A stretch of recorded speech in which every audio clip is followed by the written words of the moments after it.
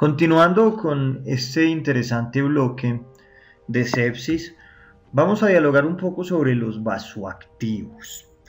Esto después lo vamos a complementar con una conferencia en torno a algunas medidas adicionales que podemos utilizar para poder optimizar la respuesta a los vasopresores, como el azul de metileno, la hidroxicobalamina y, ¿por qué no?, dialogar un poco sobre el rol histórico que tuvo la vitamina C luego de los estudios de Paul Marik.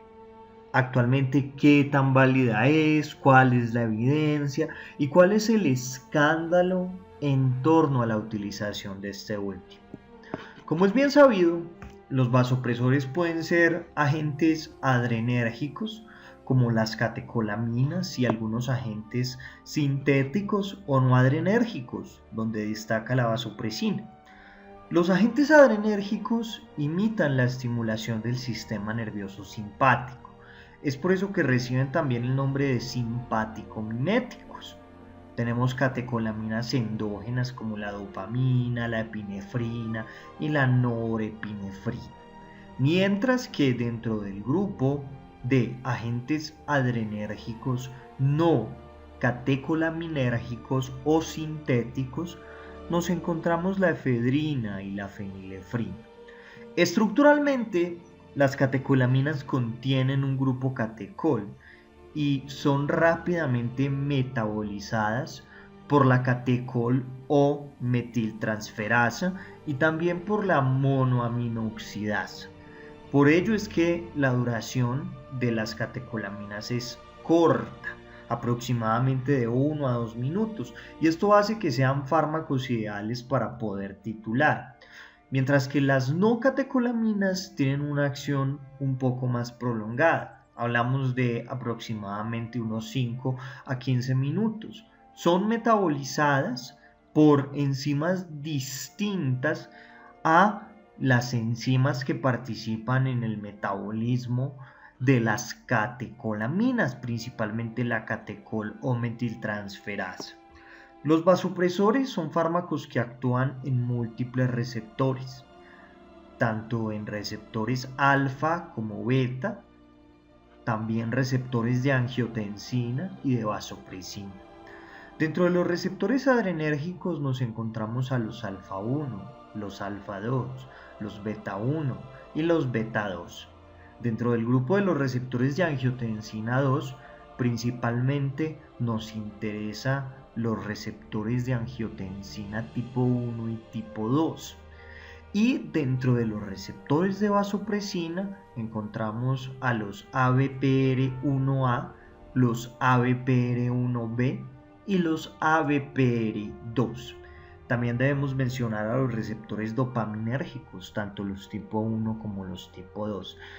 Evidentemente los vasoactivos, al ser simpático-miméticos, se asocian con efectos adversos, entre ellos isquemia, infarto de órganos, hiperglicemia, hiperlactatemia, taquicardia y taquiarritmias, pero continúan siendo el fármaco de elección en los pacientes con choque vasopléjico. Y acá pongo como ejemplo a la sepsis y a otro tipo de choques distributivos como lo es el anafiláctico, entre otros.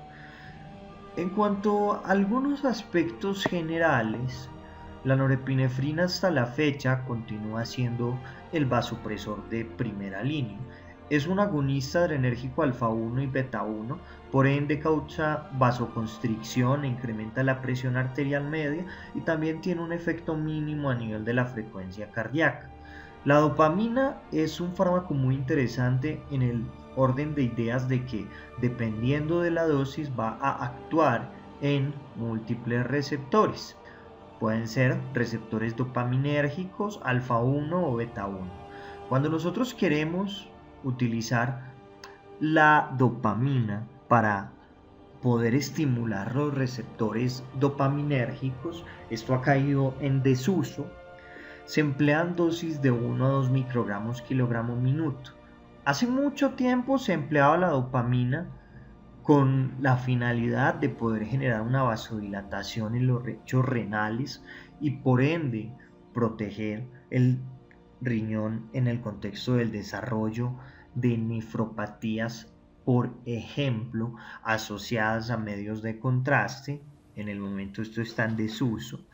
También cuando empleamos dosis dopaminérgicas generamos una vasodilatación a nivel esplénico, cerebral y coronario.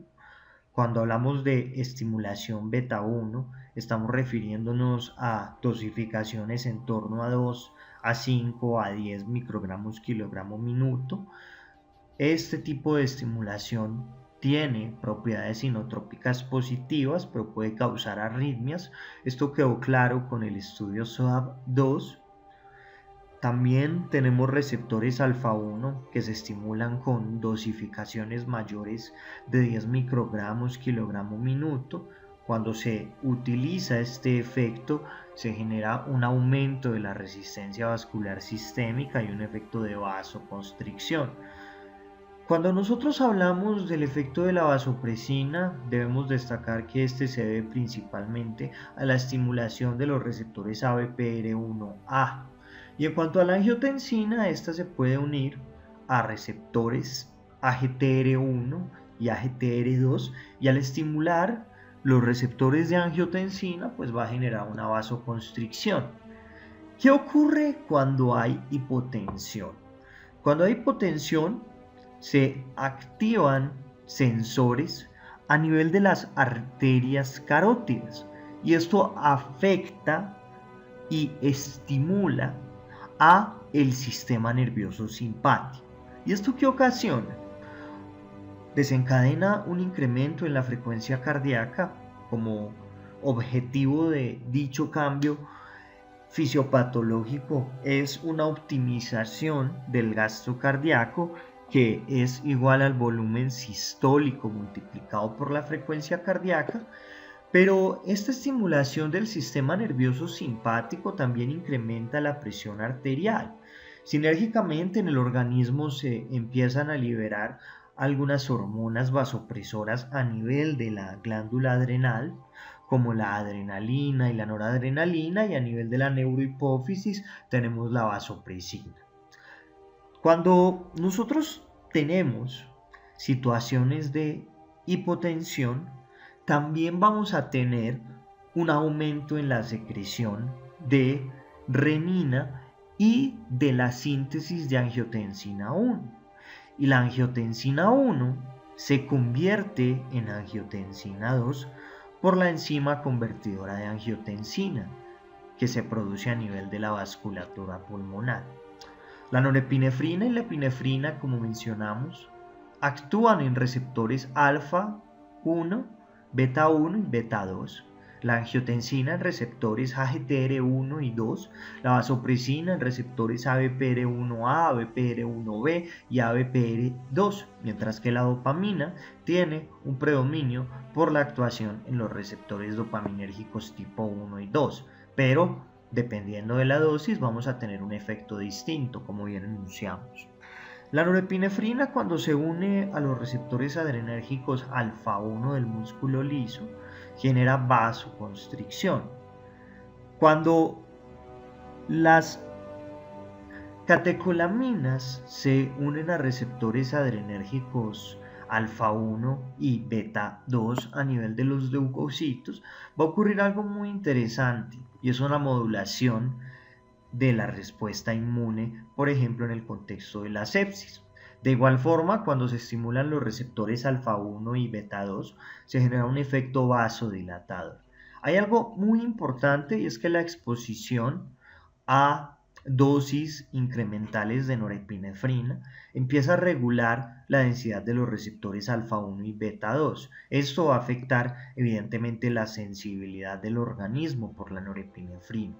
Y esto explica por qué en los pacientes con hospitalizaciones prolongadas en la unidad de cuidados intensivos, cuando se empiezan a emplear vasopresores por un periodo de tiempo prolongado, empieza a ocurrir una regulación negativa de estos receptores y se empiezan a necesitar mayores dosis de norepinefrina.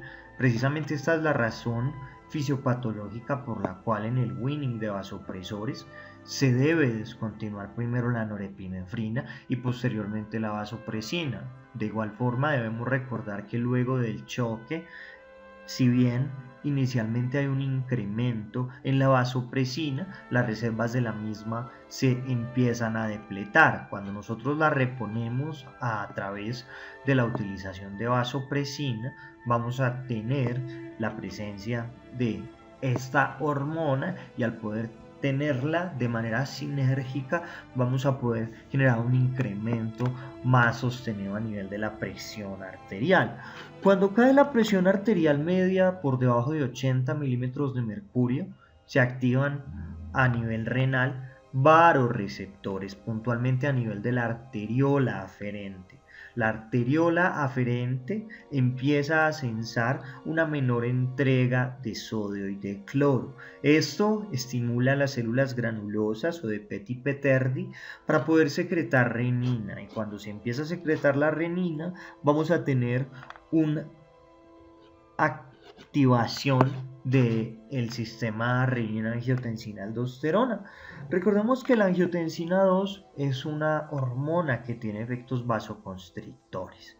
Esta se secreta en respuesta a la estimulación del sistema renina-angiotensina. Tanto la prorenina como la renina se sintetizan y se almacenan en las células yuxtaglomerulares del riñón, y la renina se produce luego de la estimulación de los vasoreceptores a nivel de la arteriola en cuestión, la arteriola aferente, en respuesta a la reducción de la presión de perfusión renal secundaria, hipovolemia, disminución del volumen minuto, estenosis de la arteria renal, administración de fármacos vasodilatadores, estimulación de los receptores adrenérgicos, estimulación de los quimiorreceptores de la mácula densa por una reducción en los niveles circulantes de cloro y sodio, y también por factores humorales como la liberación de vasopresina, endotelina 1, óxido nítrico, dopamina y prostaciclina. Recuerden que las células que producen la renina reciben el epónimo de células de Petit-Peterdi. Este epónimo no se encuentra fácilmente en la literatura disponible en PubMed o en otras bases de datos, sino que es un nombre que podemos remontar al libro de nefrología crítica de Ronco, por si no lo encuentran fácilmente disponible. Ahora, la renina convierte el angiotensinógeno en angiotensina 1 y esa angiotensina 1 se convierte por la enzima convertidora de angiotensina a nivel pulmonar en angiotensina 2, y esa angiotensina 2 se une a los receptores AT1 y AT2. Esto ya lo habíamos mencionado, pero lo vuelvo a recalcar por una razón muy simple, y es que los receptores AT1 y AT2 tienen distintos efectos. Cuando se estimulan los receptores AT1 se genera vasoconstricción, liberación de aldosterona y una estimulación del sistema nervioso simpático. Mientras que cuando se estimulan los receptores de angiotensina 2 se genera un efecto vasodilatador, diurético y antiproliferativo. La aldosterona, cuando se incrementa fruto de la activación del sistema renina-angiotensina-aldosterona, empieza a promover la reabsorción de sodio y agua. Esto incrementa el retorno venoso, lo cual a su vez incrementa la precarga con la finalidad de mejorar el gasto cardíaco. Sin embargo, cuando se empieza a incrementar la precarga de manera sostenida, o tenemos un paciente con un infarto agudo de miocardio secundario a la sepsis, que sería un IAM tipo 2, una miocardiopatía séptica marcada, una disfunción del corazón izquierdo o del corazón derecho. Recuerden que esto lo podemos objetivar a través de medidas como el BTI, que se correlaciona con el volumen sistólico y estamos hablando de la parte izquierda, o la fracción de acortamiento, la FEBI, en el momento agudo como intensivistas, Y cuando hablamos de disfunción derecha podemos referirnos a otro tipo de componentes importantes, como por ejemplo lo es un incremento en la relación ventrículo derecho, ventrículo izquierdo por encima de 1, o también a través del desplazamiento del septum desde el ventrículo derecho colapsando el ventrículo izquierdo.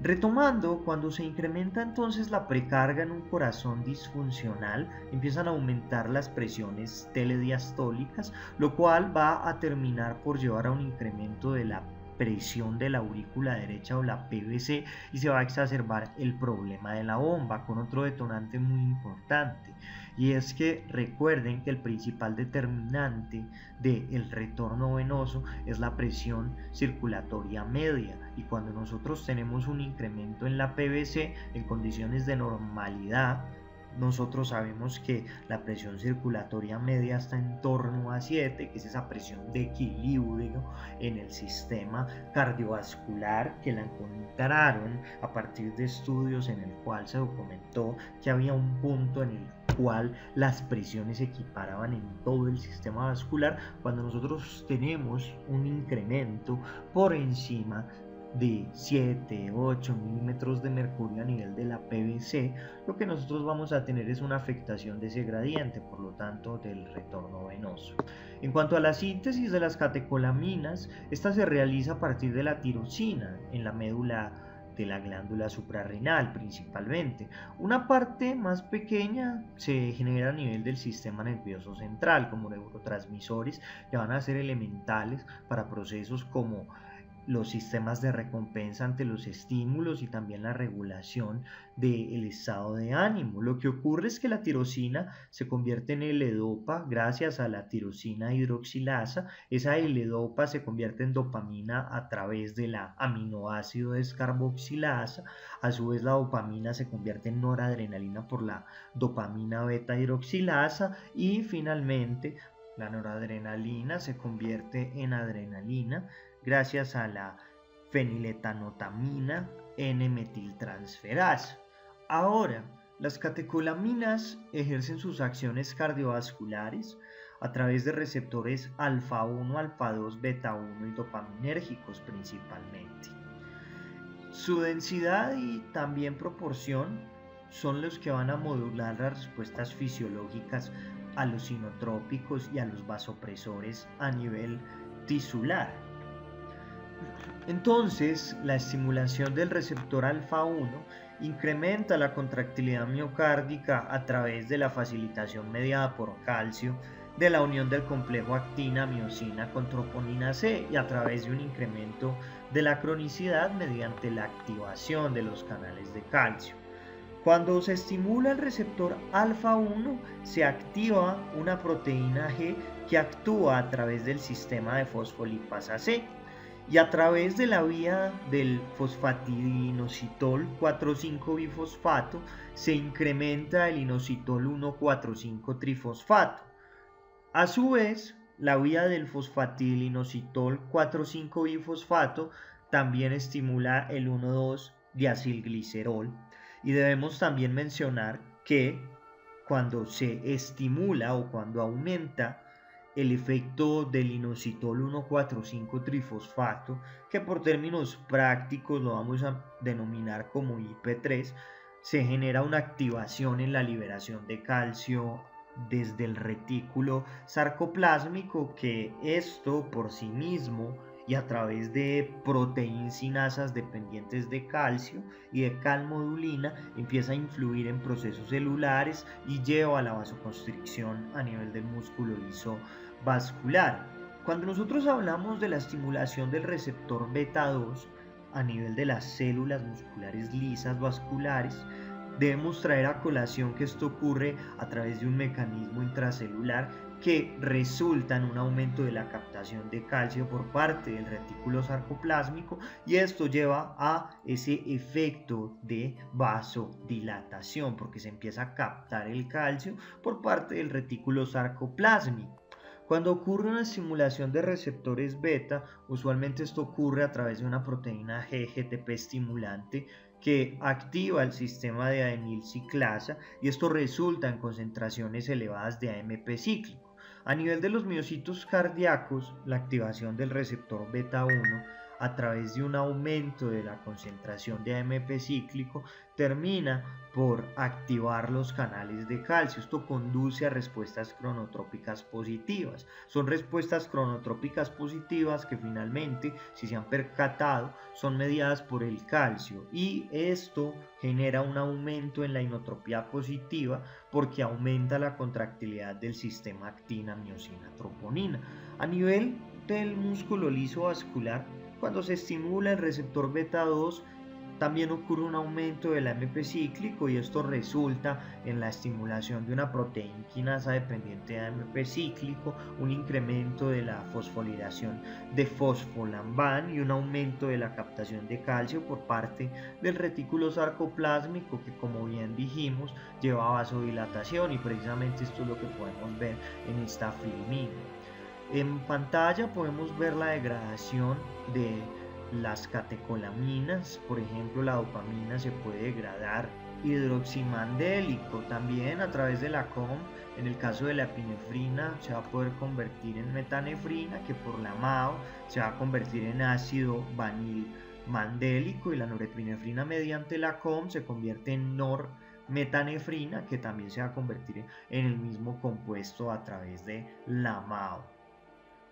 Vamos a continuar hablando de la vasopresina a profundidad. La vasopresina entra dentro de la categoría de los nonapéptidos. Estructuralmente tiene un puente disulfuro que se encuentra entre dos aminoácidos de cisteína. Se sintetiza como una prohormona a nivel de las neuronas magnocelulares, que las neuronas magnocelulares están ubicadas en los núcleos paraventriculares y también en los núcleos supraópticos a nivel hipotalámico. La hormona y también la neurofisina, que es una proteína portadora axonal, migran luego de que se sinteticen a través del tracto supraóptico hipofisario. Esto lo hacen hacia los terminales axonales de las neuronas magnocelulares a nivel de la pars nervosa de la hipófisis posterior, donde van a estar almacenadas. La vasopresina se libera desde los terminales axonales de esas neuronas magnocelulares hipotalámicas y aproximadamente entre el 10 al 20% del total de ese pool hormonal dentro de la hipófisis posterior se puede liberar fácilmente. La vasopresina tiene una respuesta bifásica en el choque séptico. Esto significa, como mencionamos a priori, que inicialmente en el contexto del choque séptico vamos a tener unos niveles elevados y posteriormente los niveles van a disminuir. Por eso es que en el weaning de vasopresores, como enunciamos hace un momento, se debe quitar primero la norepinefrina y no la vasopresina. Esta es la razón fisiopatológica. Cuando hay un incremento en la osmolalidad plasmática, hipovolemia grave, hipotensión, va a ocurrir un aumento en la síntesis y la liberación de vasopresina. Estos son los estímulos más potentes para la liberación de la misma. Recordemos que periféricamente y centralmente tenemos osmorreceptores. Los osmorreceptores periféricos se encuentran principalmente en la región de la vena porta hepática y esto permite una detección temprana de los cambios en la osmolalidad. Cuando hay cambios en la osmolalidad sistémica, estos cambios también se detectan a nivel central en regiones del cerebro excluidas de la barrera hematoencefálica. Las neuronas magnocelulares a nivel hipotalámico también van a ser directamente despolarizadas por condiciones hipertónicas. Esto lleva a que se libere más vasopresina y pueden ser hiperpolarizadas por condiciones hipotónicas, liberando menos vasopresina. Otros estímulos que también aumentan la liberación de vasopresina son el dolor, las náuseas, la hipoxia, estímulos faringios y también productos químicos tanto endógenos como exógenos. Estos son algunos factores que inducen al síndrome de liberación inapropiada de vasopresina en los pacientes que sufren una lesión a nivel del sistema nervioso central. Todo esto empieza a provocar una retención excesiva de agua y una hiponatremia. Ese es el objetivo de la hormona antidiurética, su propio nombre lo dice.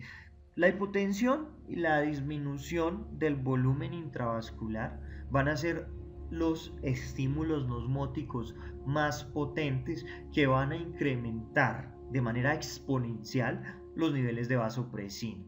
La hipotensión y la hipovolemia, como dijimos, van a ser los responsables de ese incremento en la liberación de vasopresina, pero la elevación de la vasopresina per se no va a afectar a los pacientes que tienen una osmorregulación normal, porque la hipotensión empieza a incrementar la relación entre la osmolalidad y la vasopresina, por lo cual se empiezan a requerir unos niveles más altos de vasopresina para poder mantener la osmolalidad. La hipovolemia desplaza hacia arriba y hacia la izquierda la relación entre la vasopresina plasmática y la osmolalidad plasmática, por lo tanto no ocurre esa alteración en los pacientes que tienen un estado de osmorregulación, porque cambia el umbral de liberación sin que cambie la sensibilidad que aquí está expresada como una pendiente de la relación. Ahora, los impulsos aferentes de los receptores de estiramiento que se ubican a nivel de la aurícula izquierda, el arco aórtico y el seno carotidio son transportados por el nervio vago e inhiben la secreción de vasopresina. Por el contrario, cuando ocurre una reducción en la tasa de descargas, aumenta la liberación de vasopresina. En cuanto a los vasoreceptores a nivel auricular y a nivel ventricular, ellos señalan cambios en el volumen sanguíneo, a nivel de el arco aórtico y los senos carotidios también se señalan cambios a nivel de la presión arterial, y la descarga de los vasoreceptores arteriales termina por estimular el aumento de vasopresina durante contextos específicos como la hemorragia hipotensiva. Los receptores de estiramiento auricular también influyen en el control del volumen sanguíneo, y esto lo hacen a través del péptido natriurético auricular, también a través de la estimulación del sistema nervioso simpático y la liberación de renina. Es por eso que una caída en la PVC genera un aumento en la liberación de norepinefrina y renina, mientras que la vasopresina no aumenta hasta que la presión arterial media cae. Tanto la expansión de volumen como los incrementos de la presión arterial van a inhibir transitoriamente la liberación de vasopresina. Otro factor importante que es reportado en la literatura como relacionado con la liberación de la vasopresina es la acidosis. Recordemos entonces que el paciente crítico o el paciente que se encuentra en choque séptico va a tener un estímulo en la liberación de vasopresina a través de otros mediadores como la acetilcolina, mediante receptores nicotínicos puntualmente, también a través de histamina, nicotina, dopamina, prostaglandinas, otras catecolaminas y angiotensina 2. Cuando nosotros hablamos de el papel de la noradrenalina sobre la vasopresina, debemos mencionar que esto es complejo y la literatura es paradójica. Resulta que la norepinefrina y la fenilefrina a nivel de los ventrículos cerebrales o a nivel de los núcleos magnocelulares teóricamente estimula la liberación de vasopresina. Esto lo hace a través de receptores alfa 1, pero también inhibe la liberación de vasopresina y de oxitocina a través de la estimulación de receptores alfa 2 o receptores beta. Otra cuestión en el paciente crítico es que si el paciente crítico tiene una acidosis respiratoria o tiene un incremento en la presión arterial de dióxido de carbono, se encuentra hipoxémico y encontramos una disminución de la presión arterial de oxígeno, también hay un estímulo en receptores, puntualmente en quimiorreceptores a nivel del cuerpo carotidio, y esto aumenta la liberación de vasopresina. Hay algunos inhibidores de la vasopresina Algunos de estos los utilizamos en la unidad de cuidados intensivos, como lo es el panel de opioides que tenemos disponibles. Otros son el ácido gamma aminobutírico, el óxido nítrico, que per se se liberan en los pacientes que se encuentran, por ejemplo, en el contexto de un choque séptico, y también el péptido natriurético atrial tiene un efecto inhibitorio de la vasopresina. Los niveles normales de vasopresina en plasma son menores a 4 picogramos por mililitro. Los estudios de manera sistemática han mostrado que la concentración de vasopresina se eleva en el choque séptico temprano, pero como hemos enunciado, se disminuye al rango normal en la mayoría de pacientes, aproximadamente entre 24 a 48 horas a medida que el choque se perpetúa en el tiempo. En el choque temprano se producen entonces niveles altos de vasopresina, esto con el objetivo de mantener la presión arterial media, que es uno de los determinantes de la presión de perfusión de los órganos. Y a medida que progresa el estado de choque, los niveles de vasopresina en plasma disminuyen. En este momento no se sabe realmente cuál es la causa. Se ha propuesto que puede ser por un consumo de la misma, sin embargo esta teoría es poco convincente cuando nosotros empezamos a tener en consideración que en estados de choque, al menos en los primeros días, hay un incremento que es sostenido en relación a la adrenalina y la noradrenalina. Hay algunos estudios muy interesantes que se han hecho en perros y monos, acá podemos verlos en pantalla, en el contexto de la hemorragia hipotensiva, que han revelado que agudamente luego de la hipotensión hay un aumento de los niveles plasmáticos. Estos niveles plasmáticos pueden aumentar hasta la escandalosa cifra de 100 a 1000 picogramos mililitro. También durante el choque hemorrágico prolongado en perros, luego del aumento inicial en los niveles de vasopresina, vamos a tener una disminución sostenida, cosa que también ocurre en el choque séptico. Cuando nosotros tenemos un choque agudo que es inducido por endotoxinas o exotoxina, vamos a tener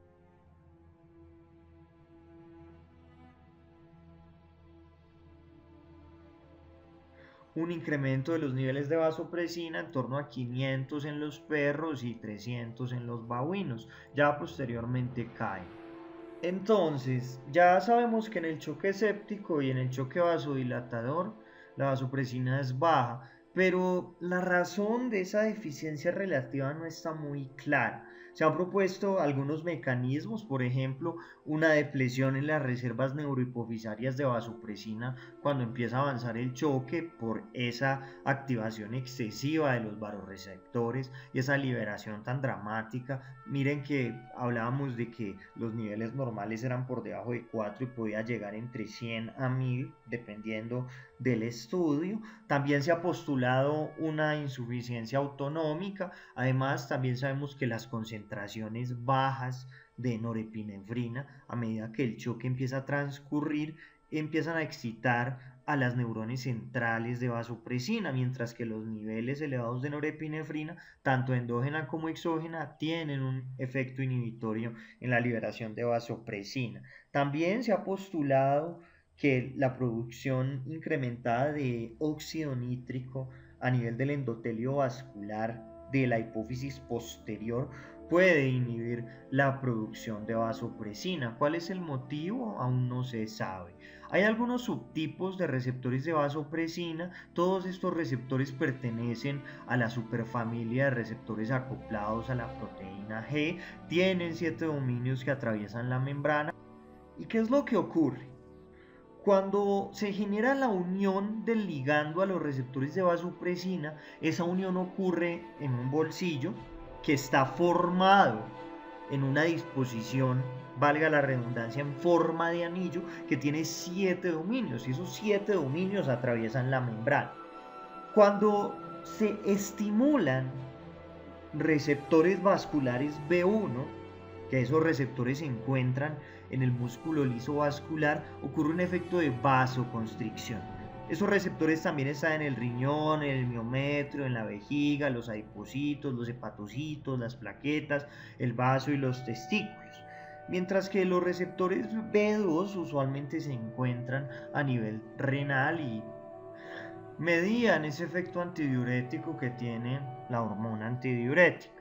Los receptores B2 del riñón interactúan con la adenilciclasa para aumentar el AMP cíclico y provocar la retención de agua. Y tenemos otros receptores que son los receptores pituitarios B3 que aumentan la producción de la hormona de adrenocorticotropina para poder activar diferentes receptores de proteína G y también incrementar el AMP cíclico a nivel intracelular.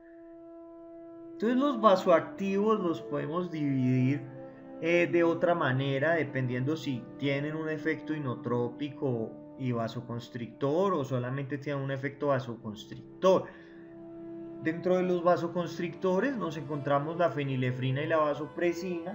Dentro de los fármacos que tienen un efecto inotrópico positivo y también vasoconstrictor, nos encontramos a la dopamina, la epinefrina y la norepinefrina, y dentro de aquellos que tienen un efecto inotrópico positivo pero también generan vasodilatación y pueden disminuir la presión arterial, nos encontramos a la dobutamina.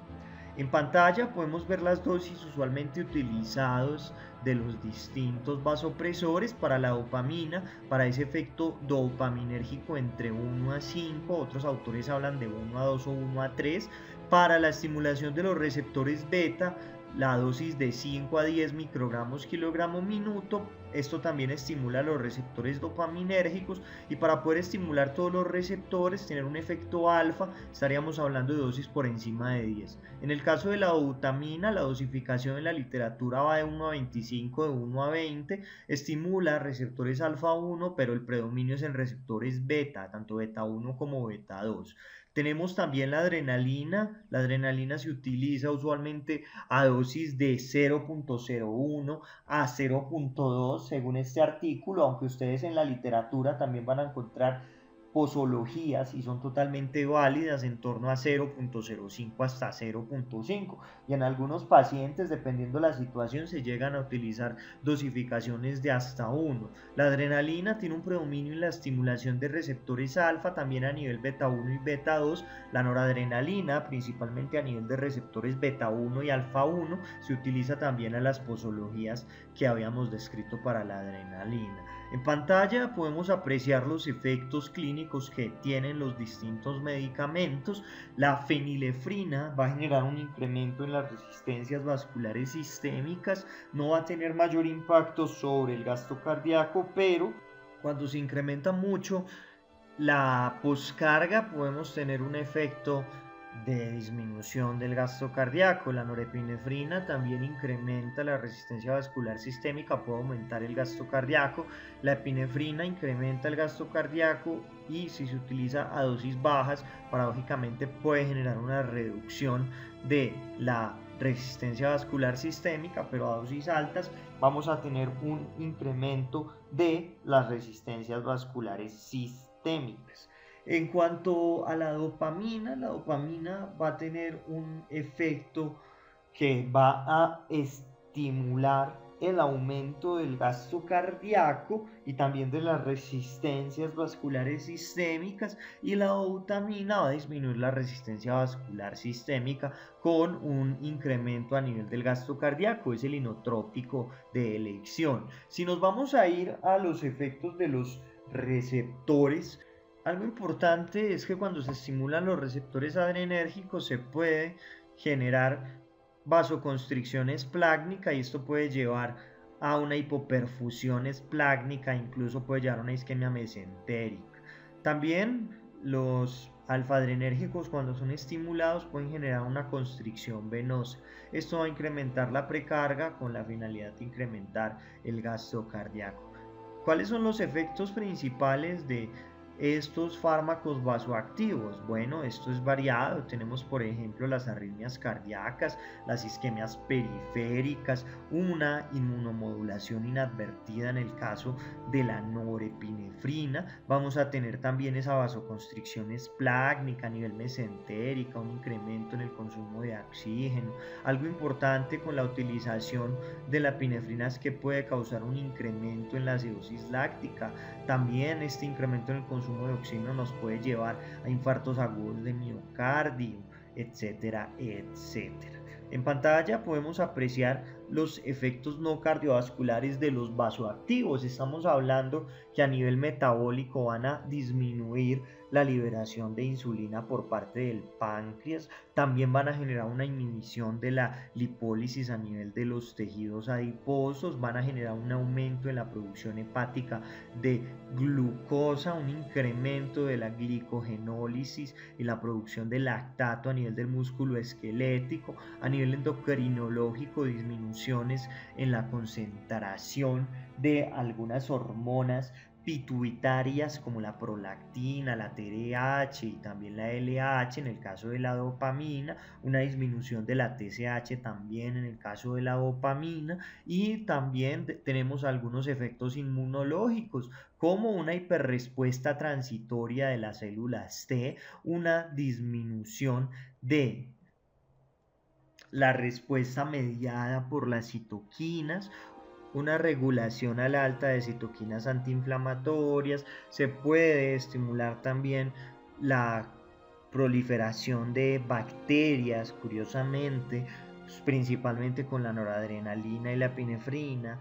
También pueden generar una disminución de los niveles circulantes de citoquinas proinflamatorias en el caso de la vasopresina y curiosamente también del levosimendan. Y en este momento traigo a colación un estudio que habíamos mencionado en la conferencia de epidemiología, algunas generalidades, y era los resultados del estudio Leopard, que mostraron que la utilización del levosimendan en sepsis se asociaba con un aumento en la falla multiorgánica y de los días de ventilación mecánica.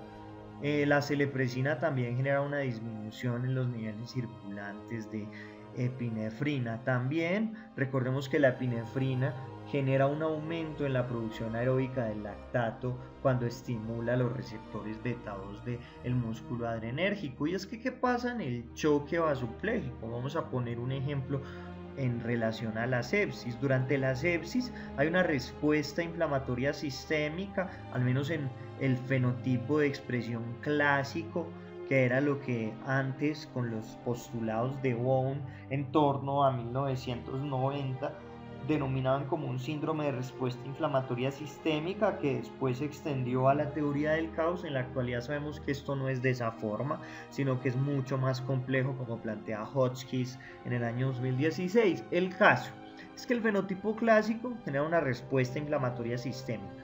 Hay una liberación de vasodilatadores, un daño del glucocáliz, una extravasación del líquido intravascular, hipotensión. Esta hipotensión es sensada por los receptores de la presión arterial o los vasoreceptores, tanto centrales como periféricos. Hay un incremento en la liberación de norepinefrina y epinefrina en la médula adrenal. A nivel de la adenohipófisis se libera adrenocorticotropina. Hay una liberación de cortisona y cortisol por parte de la corteza adrenal. A nivel de la neurohipófisis se libera vasopresina. Hay una liberación de renina a nivel del riñón.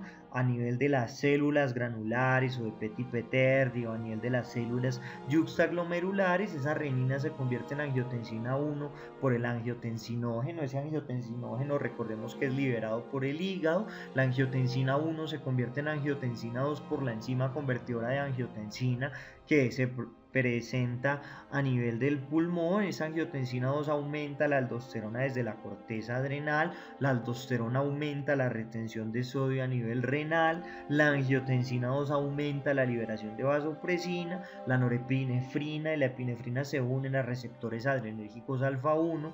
La vasopresina se une a receptores ABPR1A, y la angiotensina también se une a los receptores de angiotensina tipo 1 y los receptores de angiotensina tipo 2. También vamos a tener una transducción de la señal intracelular del calcio, puntualmente va a aumentar. Esto va a contraer el músculo liso vascular, se va a generar vasoconstricción. También tenemos los corticoides que se habían producido previamente a nivel de la corteza de la glándula suprarrenal, que se van a encargar de modular la densidad de los receptores alfa 1 y poder potenciar la respuesta. Finalmente, esto va a llevar a lo que vemos en pantalla, una heterogeneidad microvascular y a disociaciones macrohemodinámicas. En estados normales, el cuerpo humano controla la presión sanguínea central y esto permite la autorregulación del flujo de cada órgano, asegurando que haya un adecuado aporte de oxígeno que va a ser consecuente con la demanda tisular, un mecanismo compensatorio que tiene el cuerpo para asegurar una adecuada entrega de oxígeno va a ser precisamente la distribución del gasto cardíaco, que en condiciones de normalidad se va a distribuir en un 15% a nivel cerebral, en un 5% a nivel coronario, en un 25% a nivel renal, 25% digestivo, un 25% a nivel del músculo esquelético y un 5% a nivel de la piel. Lo que va a hacer el organismo es empezar a sacrificar los tejidos que entre comillas no son prioritarios, como la piel, el músculo esquelético, el componente digestivo, para poder enviar el flujo sanguíneo hacia órganos elementales para la vida como el cerebro, las coronarias y los riñones. Finalmente, en caso de que no se logre tratar adecuadamente, la persona va a fallecer por una falla multiorgánica. Recordemos que el choque séptico es detonado por PAMS y por DAMS, también por citoquinas, prostaglandinas, adrenomedulina y endotoxinas. Finalmente, todo esto va a inducir la síntesis de óxido nítrico sin tasa inducible para estimular la síntesis de óxido nítrico. El óxido nítrico inicialmente se produce como un mecanismo para mejorar la perfusión a nivel local, sobre todo en la microvasculatura, pero esto posteriormente se vuelve un problema porque disminuye las resistencias vasculares sistémicas y ya se empieza a comprometer toda la microvasculatura y tenemos esa heterogeneidad a nivel de los capilares. Recordemos que la endotoxina o las endotoxinas y las citoquinas inflamatorias estimulan la síntesis de prostaciclina por parte de las células endoteliales. Tenemos otros efectos importantes que van a ser dados por la hiperglicemia en conjunto con las citoquinas, los DAM, los PANS, la endotoxina, la adrenomedulina, las prostaglandinas, y es que van a incrementar la expresión de un factor de transcripción que es el NFK-beta. Recordemos que esto nos va a explicar también por qué se genera esa vasodilatación tan marcada. También nos va a explicar en conjunto con el incremento del óxido nítrico sin tasa inducible y también del óxido nítrico por qué va a haber un aumento en las moléculas de adhesión, las especies reactivas de oxígeno, el daño celular y la respuesta inflamatoria. Todo esto nos lleva a la recomendación 37 del Surviving Sepsis, y es que se debe preferir la norepinefrina por encima de otros vasopresores. Es el vasopresor de elección, como nos está mostrando aquí el Rey Arturo. La recomendación 38 es que en los pacientes que tengan norepinefrina y continúen con una presión arterial media insuficiente se debe añadir vasopresina.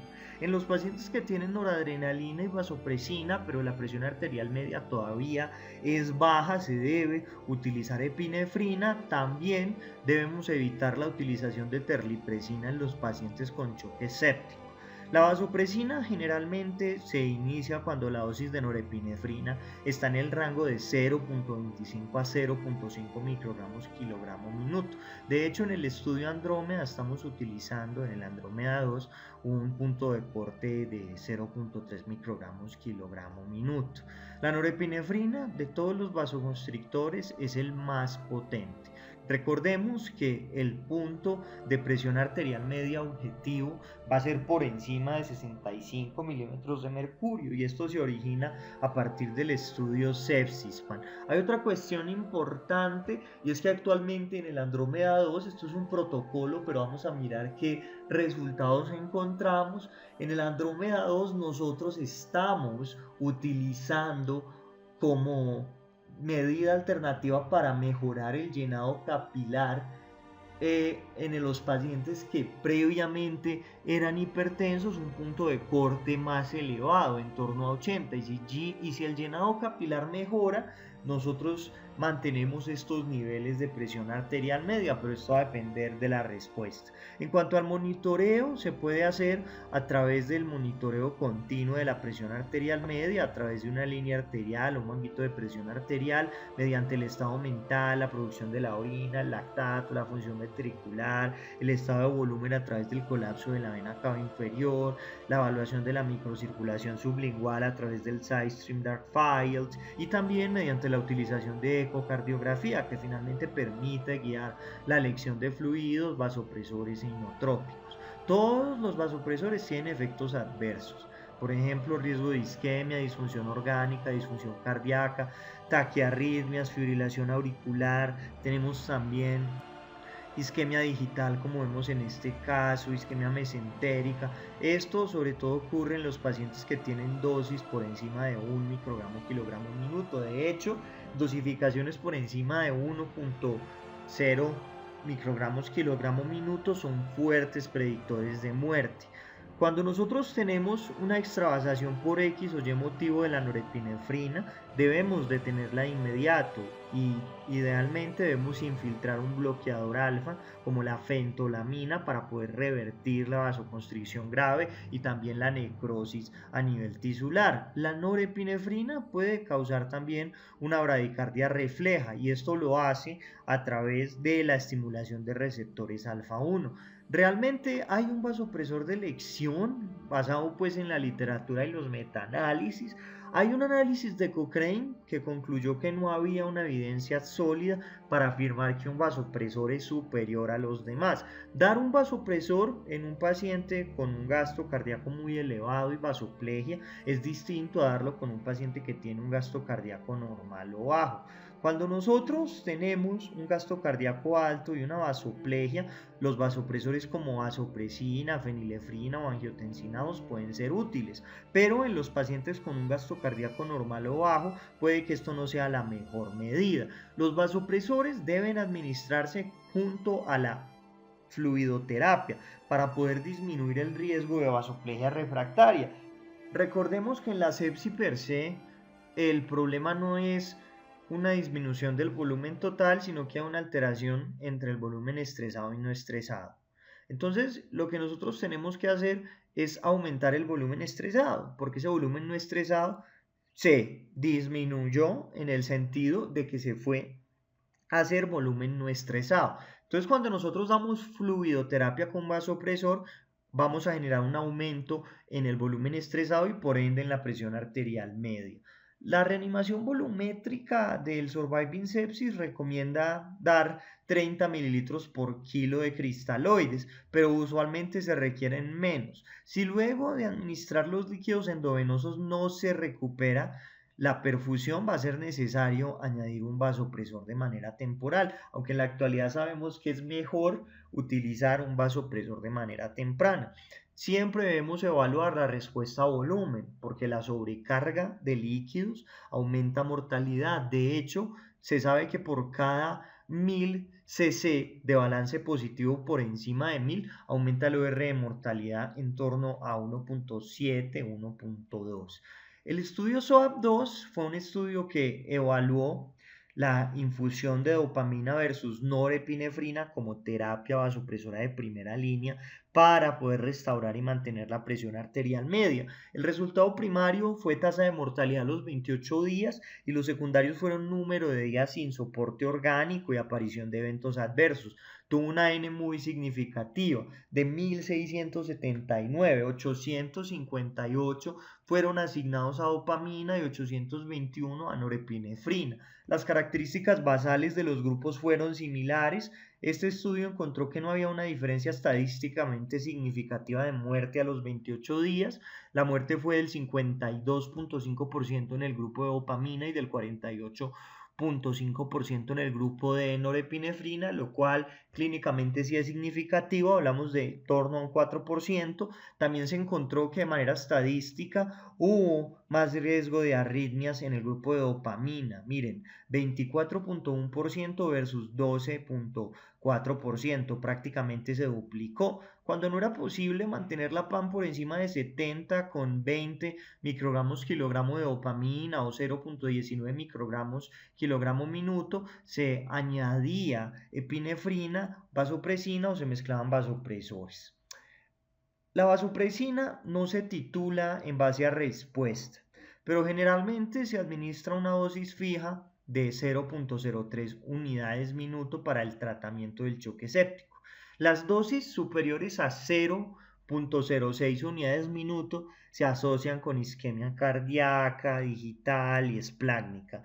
Vale la pena mencionar algunos estudios como el Vanish. El Vanish comparó la vasopresina versus la norepinefrina en pacientes con choque séptico, no encontró diferencias en mortalidad a 28 días, sin embargo, la vasopresina redujo el riesgo de terapia de reemplazo renal. Otro estudio importante es el VAST, que comparó norepinefrina con norepinefrina más vasopresina sin encontrar una disminución en la mortalidad a 28 días, pero posteriormente sin un análisis de subgrupos, y se encontró que en los pacientes con choque menos agresivo, la utilización de norepinefrina y vasopresina junta tuvieron una mejor sobrevida. El estudio Vanish y el VAST demostraron que cuando se utilizaba vasopresina se ahorraban catecolaminas. El punto primario del estudio VAST, que fue un estudio multicéntrico, aleatorizado, doble ciego, que asignó a pacientes con choque séptico a norepinefrina o a vasopresina más norepinefrina,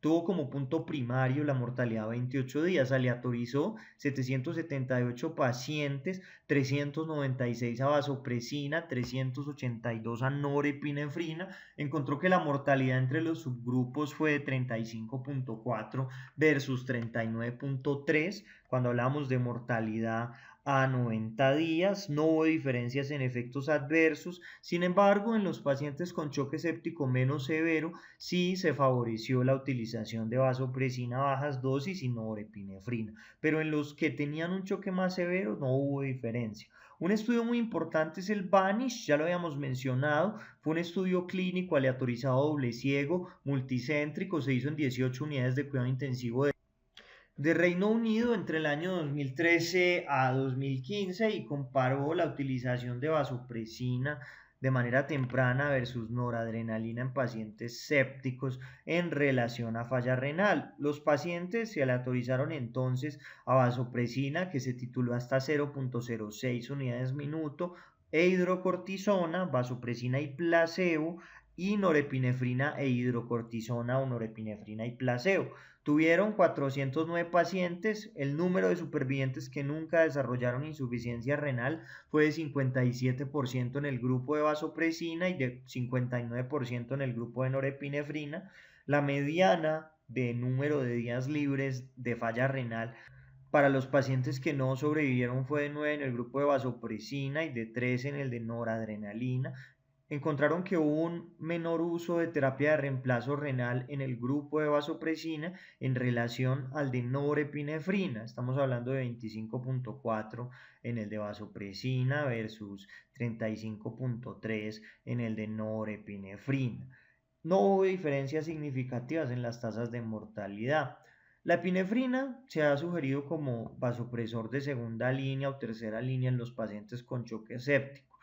Sin embargo, el uso de norepinefrina a dosis elevadas, que sería el momento en el cual teóricamente debería iniciarse la epinefrina si se utiliza como fármaco vasopresor de segunda línea, lo que va a ocurrir es que cuando se emplea norepinefrina, pues los receptores alfa 1 van a estar saturados y van a estar desregulados, por lo que el uso de otra catecolamina tendría un efecto limitado. Hay un metaanálisis en red de 33 estudios, que lo podemos ver en pantalla, que no encontró ninguna diferencia significativa entre epinefrina y vasopresina en términos de mortalidad. La epinefrina puede ser útil en los pacientes con choque séptico refractario que tengan también disfunción miocárdica. La celepresina es un agonista V1 altamente selectivo que induce vasoconstricción a través de la estimulación de receptores del músculo liso vascular. No actúa en receptores B1B ni B2, por lo tanto no tiene efectos procoagulantes, no retiene agua, no retiene sal. También debemos mencionar que se ha postulado como una alternativa atractiva a los vasopresores no catecolaminérgicos. La celepresina se ha estudiado en 2 ensayos clínicos aleatorizados de pacientes con choque séptico, el Sepsis-AP y un estudio de Russell y de Jean-Louis Vincent que se publica en Critical Care en el año 2017. El Sepsis-AP fue un estudio del 2019, fue un ensayo clínico aleatorizado que intentó probar si la celepresina mejoraba los resultados en choque séptico. Incluyó 868 pacientes con choque séptico que requirieron más de 5 microgramos minuto de norepinefrina. Se llevó a cabo entre el 2015 y 2017 en 63 hospitales de Bélgica, Dinamarca, Francia, Países Bajos y Estados Unidos. Se asignaron a celepresina con una velocidad de infusión de 1.7, 2.5 y 3.5 nanogramos kilogramo minuto, que fueron 585 pacientes, o placebo, que fueron 283. Ellos evaluaron días sin ventilador ni vasopresor dentro de los 30 días luego de la intervención, y los resultados secundarios fueron mortalidad 90 días, días sin terapia de reemplazo renal y días sin necesidad de estar en la unidad de cuidados intensivos. Este estudio se suspendió por futilidad al final de la primera parte. No hubo diferencias significativas en días sin ventilación ni vasopresor. Estamos hablando de 15 frente a 14.5. En cuanto a los resultados secundarios, tampoco hubo una mortalidad que difiriera de 40 a 39% aproximadamente. Otro estudio que habíamos mencionado fue hecho por Jean-Louis Vincent y por Russell. Se publica en el año 2017, fue multicéntrico, aleatorizado, doble ciego y controlado con placebo. Eran pacientes con choque séptico, se asignaron a celepresina 31 y a placebo 21 hasta la resolución del choque, o un máximo de 7 días. Luego de 7 días ellos ya añadían norepinefrina. Los criterios de valoración coprimarios fueron mantenimiento de una PAM por encima de 60 sin norepinefrina y la dosis de norepinefrina, y los criterios secundarios incluyeron balance de líquidos, disfunción orgánica, farmacocinética y cuestiones de seguridad. Ellos encontraron que una mayor cantidad de pacientes en el grupo de celepresina tuvieron una PAM mayor a 60 miligramos sin noradrenalina. Encontraron que la infusión de norepinefrina se suspendía más rápido en los pacientes con celepresina frente a placebo, y encontraron que el grupo de celepresina tuvo una mayor proporción de días vivo y sin ventilación frente al placebo. La celepresina en general en este estudio fue bien tolerada. En cuanto a el metaanálisis hecho para el Surviving Sepsis por Laura Evans, ellos no mostraron diferencias significativas en arritmias cardíacas, isquemia periférica, días libres de vasopresor, falla renal aguda, disfunción cardíaca, isquemia gastrointestinal, disfunción respiratoria, cardiovascular o coagulopatías. La totalidad del metaanálisis lo pueden consultar acá. Precisamente por este metaanálisis es que ellos no recomiendan el uso rutinario de celepresina. Otros estudios que han evaluado la angiotensina 2 son, por ejemplo, el ATOS del año 2014. Se hizo con 20 pacientes con shock distributivo, comparó en 10 la angiotensina 2 y en 10 el placebo. La angiotensina 2 se inició a dosis de 20 microgramos kilogramo minuto y se ajustó para tener una PAM por encima de 65 milímetros de mercurio. La infusión la continuaban durante 6 horas y luego empezaban a reducir la dosis. El resultado primario que evaluaron fue el efecto de la angiotensina 2 sobre la dosis permanente de norepinefrina necesaria para poder mantener una presión arterial media por encima de 65 milímetros de mercurio. Ellos encontraron que la angiotensina 2 resultaba en una marcada reducción en la dosis de norepinefrina en todos los pacientes. El evento adverso más común en el grupo de la angiotensina 2 fue la hipertensión, que de hecho ocurrió en el 20% de los pacientes. En cuanto al ATOS 3, este se publica en 2017, evaluó la angiotensina 2 en choque vasodilatador. Ellos aleatorizaron y analizaron a 321 pacientes que recibían más de 0.2 microgramos kilogramo minuto de norepinefrina, angiotensina o a placebo. El criterio de valoración principal fue la presión arterial media a las 3 horas, definida como un aumento desde el valor inicial de al menos 10 milímetros de mercurio, o un aumento hasta al menos 75 milímetros de mercurio, sin un aumento en la dosis de vasopresor de fondo. Este estudio encontró que había una mejoría en el SOFA cardiovascular en el grupo de la angiotensina 2, y también encontraron que no había diferencias en cuanto a efectos adversos graves.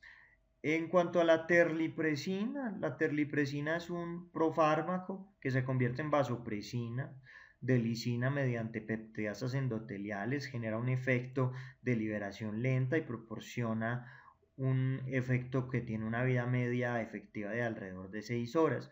La terlipresina es más específica, pero los receptores V1 se ha estudiado en 9 ensayos clínicos en pacientes con choque séptico, con o sin cirrosis, que en total involucran en el metaanálisis de Evans a 950 pacientes. El metaanálisis del Surviving Sepsis no mostró diferencias en mortalidad, pero sí un aumento de los eventos adversos. Otra cuestión que no mencioné a priori, pero que es importante para dar fin a esta conferencia, es un metaanálisis que mostró que no había diferencias en tasa de mortalidad entre la angiotensina y la norepinefrina. Tampoco había un incremento en los eventos adversos. La evidencia sobre la angiotensina 2 realmente es una evidencia de muy baja calidad y realmente no se han encontrado diferencias en relación al vasopresor de primera línea, por lo cual el panel de Surviving Sepsis termina por recomendar que no debería utilizarse como agente de primera línea, pero pues sí ha demostrado una eficacia fisiológica y podría tener un papel como terapia vasopresora ayudante.